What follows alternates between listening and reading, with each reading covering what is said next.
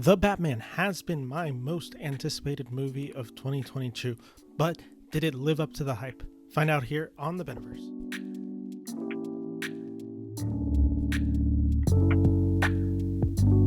It's Ben Friedman. Thank you guys for joining me today on the Beneverse. Do apologize. I know I'm in a little bit different angle. I just had to shoot quick. It's late. It's almost midnight. I have to edit this video still. I am super tired. I just got back from the Batman, getting to see it a few days early, and so I can get my review out.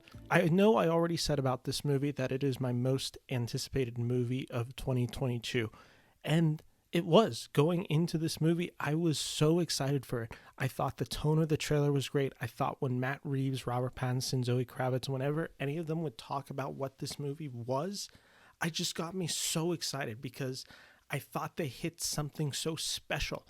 And going into the movie, I was really optimistic and hopeful that that movie was going to hit those tones. And this movie hits it in spades and does it in such a way that it blew my expectations out of the water. What I wanted from this movie, it delivered, and it delivered something even more special. If you've seen the trailers, you kind of know the tone already going into this movie. This is a very dark Batman movie. And let me say this real quick, just off the bat. This is not going to be a spoiler review. Do just know that you do not have to worry about me spoiling anything here. Robert Pattinson is excellent as the Batman. Now, he is the Batman for primarily all of this film. We don't really get to see him be Bruce Wayne. It is a Batman-centric story, and that's something that is very key to understanding this movie. This movie focuses on the Batman. This is his story, and it's completely centered around him, and he's basically in every scene. Pattinson carries that screen presence, and he does such a good job in a role that has already been so well defined before. In fact, it's not just Pattinson. This whole cast is excellent. I love Zoe Kravitz as Catwoman. She's my favorite iteration they've ever done of Catwoman on film. I think what she does in this film, brilliant on every level. Paul Dano's The Riddler is terrifying. He puts himself right up there in the mythos of great Batman villains on screen. He just delivers a presence that is so unnerving and so intimidating that you just are fearful whenever he comes on screen. Jeffrey Wright does a great job as Commissioner Gordon. The relationship between him and Batman in this film is something really unique and one that I really enjoyed delving into. This one, similar to how The Dark Knight does it, they are working hand in hand. Commissioner Gordon gets to shine in this movie and gets to kind of prove why he is a great detective as well. But the performance that shocked me in this movie, and it was the one that when I saw it in the trailers, I got a little apprehensive. I'm like, I don't know what the tone that they're trying to do with this character is. That's Colin Farrell's The Penguin. He ended up being the scene stealer to me in this movie. He is so good in the movie. The makeup looks excellent. It's seamless. You wouldn't realize that's Colin Farrell until the end credits come in. But he is so perfect in that role as the Penguin. He gets to add a little bit of a comedic flair to an otherwise really dark and bleak movie, but without lowering the stakes. You feel the presence of him whenever he's on screen, and he carries a certain weight to him because you know what the Penguin is capable of. The MVP of this movie is Matt Reeves.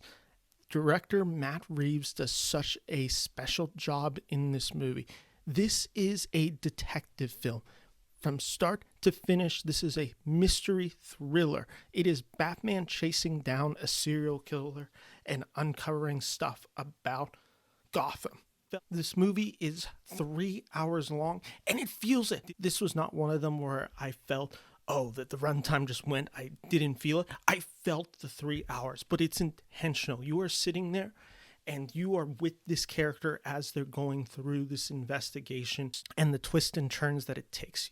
It's like a police procedural in that element. It feels Fincher-esque, similar to how Seven and Zodiac break down those investigations. It's just brilliant, and Reeves is able to, as a director, capture something so unique, a visual flair to this movie that's wonderful. It's a lot of shades of red that are just used brilliantly throughout, and it gives Gotham this feel to a movie. There's an atmosphere to Gotham, and there's this weight to it. Speaking of weight, Reeves directs the hell out of action sequences. Every punch carried weight to it. There is not one time where you feel like these characters are holding their punches. They are going full on into it.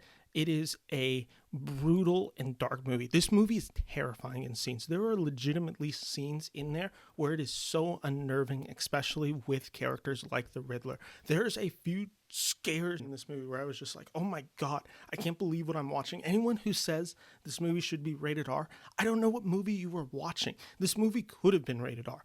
There's no way a child should be allowed to see this movie. It's so dark and depressing and terrifying that there are beats throughout the film that you're just left on the edge of your seat. Film does such a good job at pacing itself, giving you those reveals as you find it. It's meticulous in its storytelling, yet it always keeps you intrigued. I found myself riveted from start to finish with this movie, and what I loved was this story. The reason this film works so well for me is the story. I loved going on this adventure with Batman. I felt like I was with Batman, trying to piece together this kind of just insane crime. I got to see this movie again Tuesday night for the fan premiere, and let me just say, I got to go with my friend Branson at IMAX. If you get the chance, go to see this movie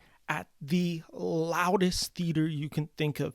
The sound design and mixing in this film is wonderful. There are scenes of action, and there's one specifically that happens in the middle. I'm not going to say anything more than that. You'll know it when the scene happens. My seat was shaking. It was such a surreal experience. I felt like I was there. The adrenaline made it so much more real because of how loud and intense it was. Michael Giacchino's score is present throughout this whole movie, and it's wonderful. This is one of my favorite musical scores that's been in film recently. He's such a genius, and it's able to blend, I think, some of the characteristics of some of the old Batman scores with the new. This movie is not without its flaws. There are certain beats that happen in the story that I wasn't necessarily the biggest fan of, and I can't really go into them anymore in a non-spoiler review, but there are points where I think the runtime, you do feel it, and you get to question, is this necessary? Especially as the third act happens. When you're in a movie for 3 hours, you just start feeling it. You just start feeling like, I need to go to the bathroom. Come on, please hurry up, but I don't want to miss a scene. My co-host, Branson, will say the same thing. He shot this review real quick for you guys so you guys could hear his first impression, so I'll throw it over to him. So Ben and I just got back from seeing The Batman advanced screening. Wow, what an experience. Really, really awesome experience. That was one of the coolest comic book movies. The cinematography was absolutely beautiful. The soundtrack was banging. Michael Giacchino proves himself time and time again. I mean, everyone in that film was so good. The Riddler is like a legitimately terrifying villain. Man, I go see this. I'm not going to spoil anything, but it's incredible. There are some amazing scenes that like had me freaking out. Anyway, guys, if it's not clear, The Batman is a huge recommendation for me. Now, go see it on the biggest screen. See it in a theater that has surround sound and just some of the best sound money can buy with a theater ticket. Treat yourself to it. You're going to have a blast for the craftsmanship of this film. This film is not going to be for everyone. It is a long, brutal, dark, slow film at times, but the payoff and the rewards through it I found so satisfying. And specifically me, someone who is a Batman fan, I love this, and I'm going to be rewatching this film for a long time. So check out The Batman. My name is Ben. Thank you guys for listening to my review. I'm going to have a spoiler review up this weekend after the movie's debut to the large general public, and we've gotten a few days to kind of sit with it. So thank you guys for listening. Take care. Bye-bye.